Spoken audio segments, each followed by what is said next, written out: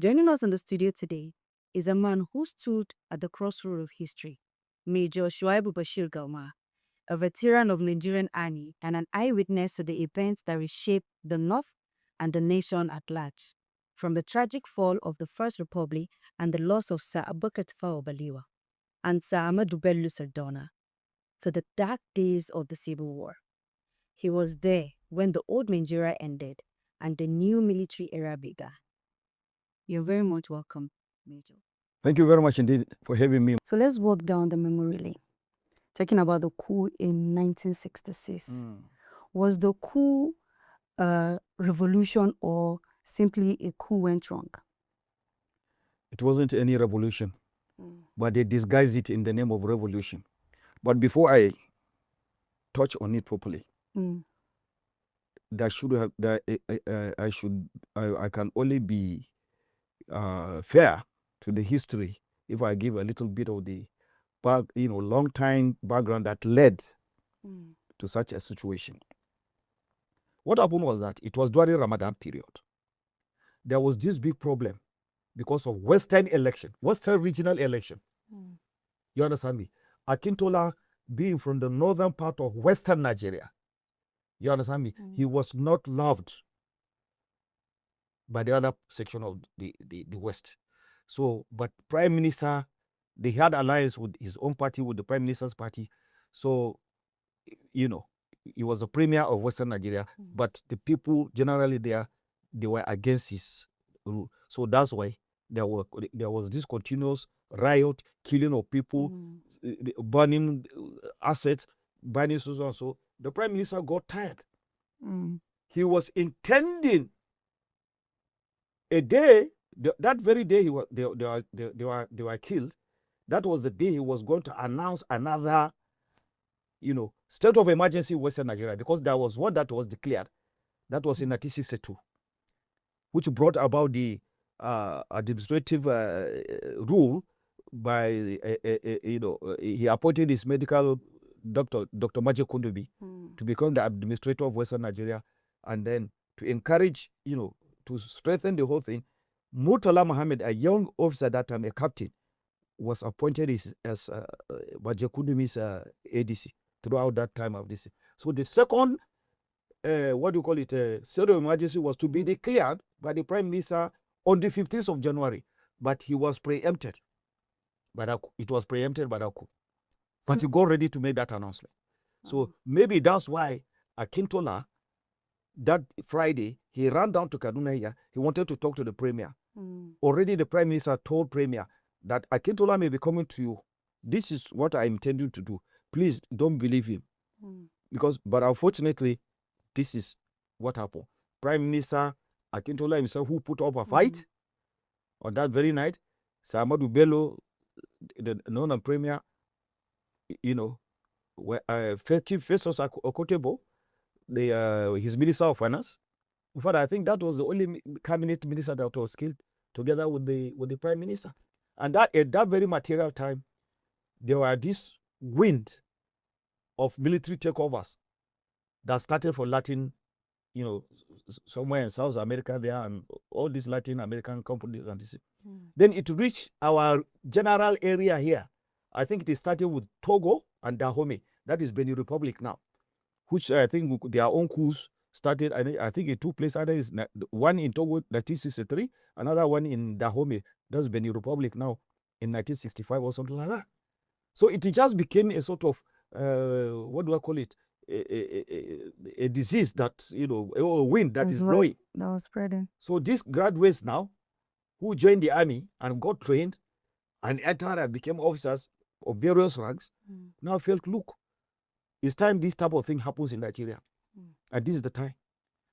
So the only people who could do that, they were able to get some officers that had this revolutionary, mind, who could join them and do this dastardly act and so on and so forth.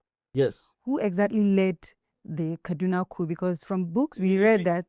Let me tell you what happened. In every military coup, whether it succeeded or failed, there is always a senior officer but he can go and hide. Under the junior officers. No. He will just be at the background. But he, logistically, you understand me? When I say logistically, financial help, with some other advices and so on and so forth, he will be there, but he would not want to be seen to be participating. You get me? Yeah. But there are some other, the middle class and so on and so forth, that can come and then do the job. By the end of the job, he can be called upon to be, whatever happens to this thing, anyway, to wait for his points, as I can say it.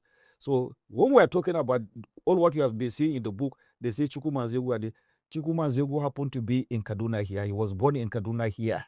He schooled in Kaduna here. Everything, he knows all these northern politicians. You get me? He was with the military intelligence before he was posted to the Nigerian military school now, which later on became NDA. He was an instructor. He was not only an instructor, he was a chief instructor under the command of one late Colonel Shodende, whom they killed that very night. They did their audition. They did the kill Sedona, they killed him too. So why I brought this matter is because you mentioned his name. He was more or less the leader of the coup in Kaduna here only. But the general coup leader, when we came to understand, after going through some of the accounts by some of them who participated seriously, especially in Lagos and other things, we came to understand the former governor of Western Nigeria, late Adekunle Fajuyi, was their mentor, was their leader.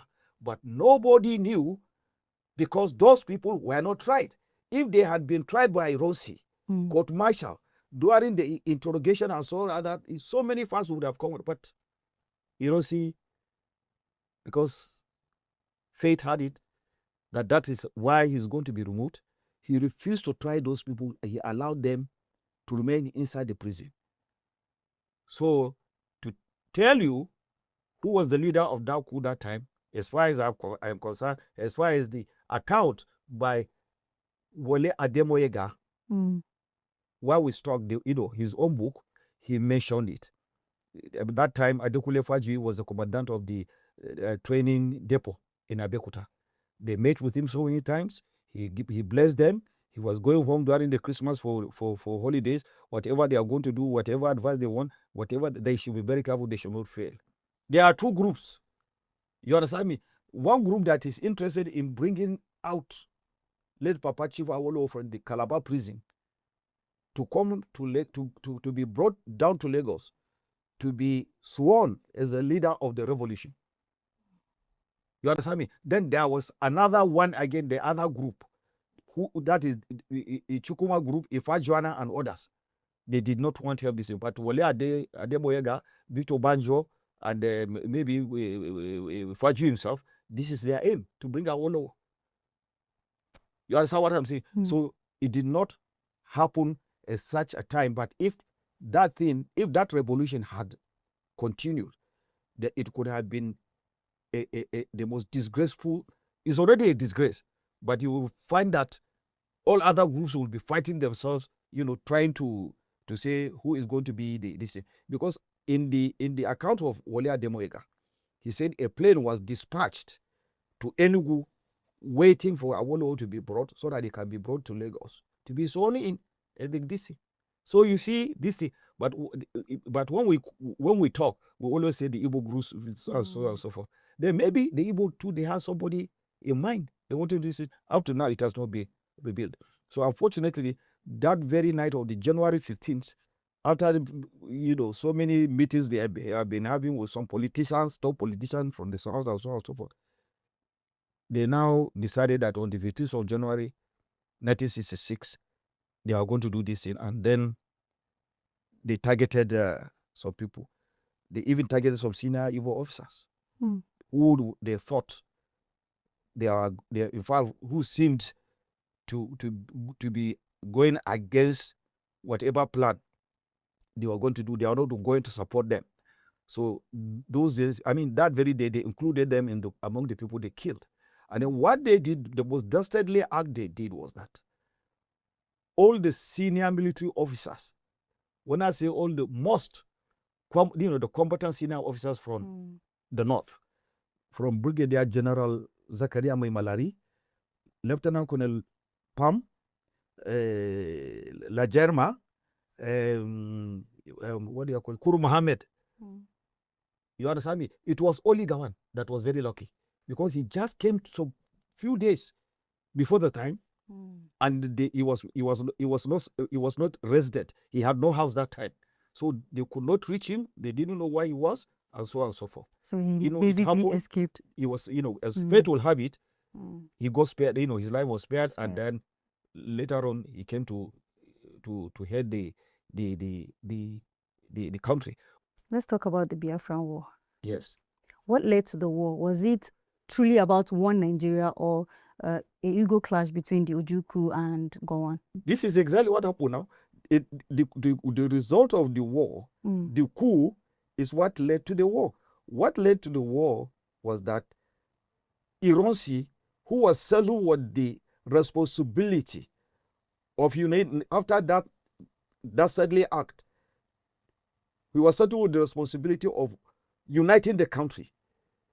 He came out, he showed that he did not have the moral courage because some politicians for his own enclave or for his own area are advising him wrongly on what he has to do with Ifajuana, with Chukuma, with all those people who participated, that he cramped all in Kirikiri there without trying them. Oh. Everybody knows. Whenever there is such a thing, when it fails, when people are like those people are arrested, they are quickly tried court-martial, and then whatever the result is, they get it according to the military act law. So nothing happened. So people started, raising eyebrow, especially in the armed forces. And then people up here in the north were talking to the soldiers of various ranks. Is this how you people are going to sit down? These people came, finish our leadership or leaders, and then again they are teasing us. Is this how we are going to leave it? This pumping up and so on and so forth. Gradually it was mounting. Nothing was happening. Until when such a time, when the general, not even the military, the general civilian population became so much agitated that something had to be done, but they did not tell anybody, but something very small happened. Because I can say it's just like a spark of fire or a small, match that can set a whole town or the whole country on fire. What happened was that there was a problem in Kano. There was a congestion along the rail line to Sabongari Market and so on and so forth. Railway station. So these people who used to push Kura, if you know what is Kura, this, what do you call it?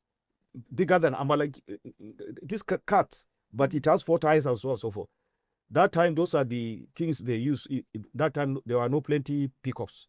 So they loaded Gary and they were pushing it down to the market in Sabongari there.